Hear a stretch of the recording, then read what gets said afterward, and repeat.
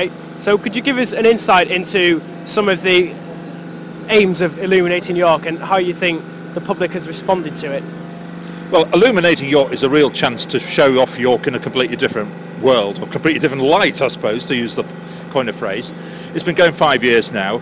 It's really popular with residents and with visitors, and it's putting York on the map as a distinctive and slightly different sort of place, quirky place, where a lot of our great historic buildings like the Mansion House behind us are being used for as the backdrop for exciting new artistic lighting schemes. Here with Ben Pugh in the Museum Gardens, and we've got Tactile behind him.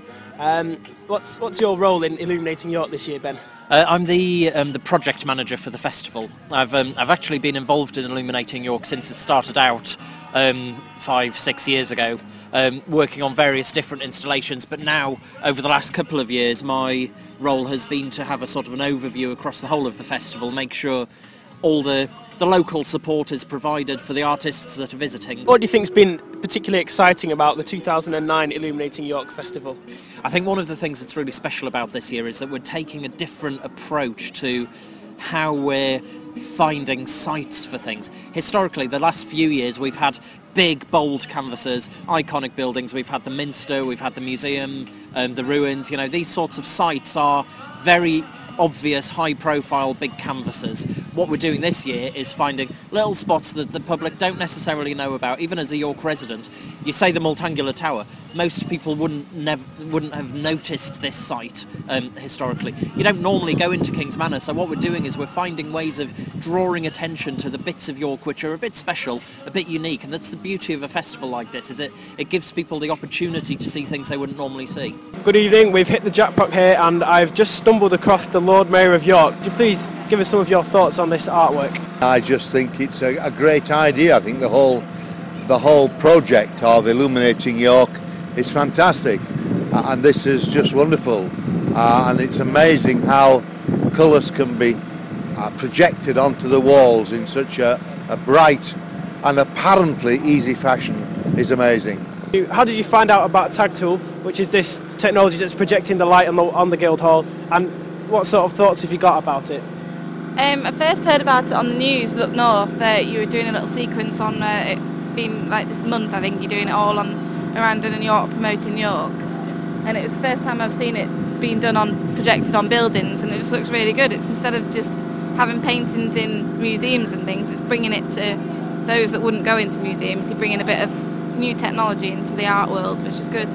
I like it a lot. I'm here with some people in Museum Gardens watching the Wall of Light Tactile experience. Could you tell me a little bit about what you think of the Tactile? It's quite interesting. I've never seen something like that before.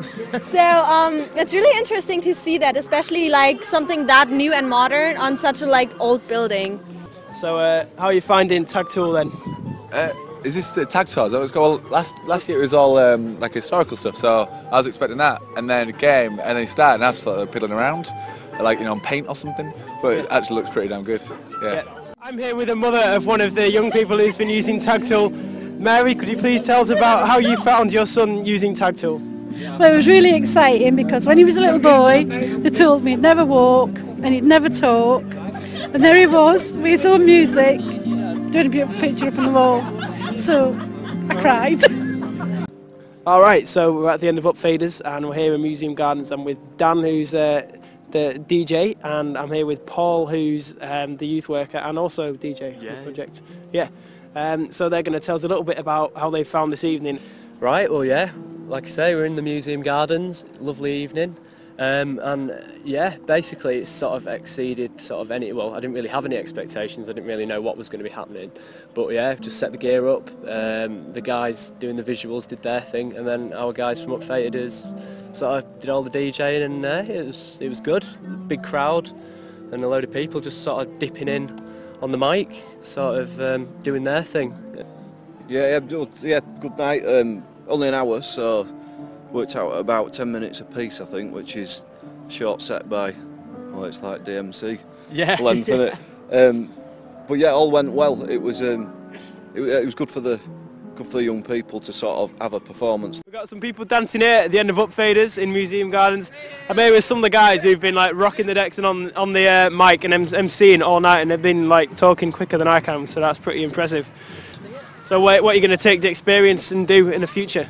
Get some decks and try and get onto college. Got something about the jam factory. We heard some things, so we're just going to look it up. Kid, and how did you feel tonight after you'd performed, like your first live performance in Museum Gardens using Tag Tool and shaking? Scared, but it was good. Didn't know what to think. Wicked. You got anything you want to say to any young people who might want to get involved in Upfaders? Get on it, sick. Buy some decks and rave all night. Wicked. Cheers, lads. Right.